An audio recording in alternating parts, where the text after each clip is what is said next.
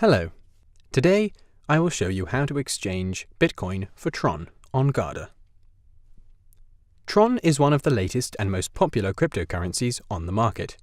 Originally established in Singapore in 2017 as an ERC20 token, it had its own mainnet launch in May 2018. Guarda provides full support of TRON in its web, desktop, and Chrome extension wallets. You can store, send, receive, exchange, and buy TRON for fiat or any other cryptocurrency. To start, sign in to your Guarda wallet.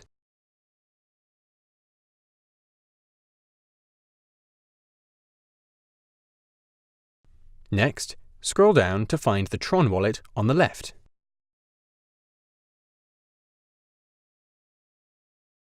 Click Exchange.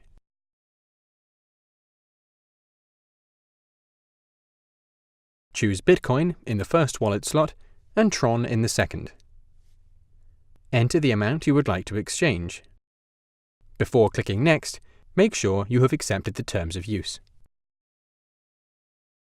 Click Next. You now have a chance to check the details of your transaction before clicking Confirm.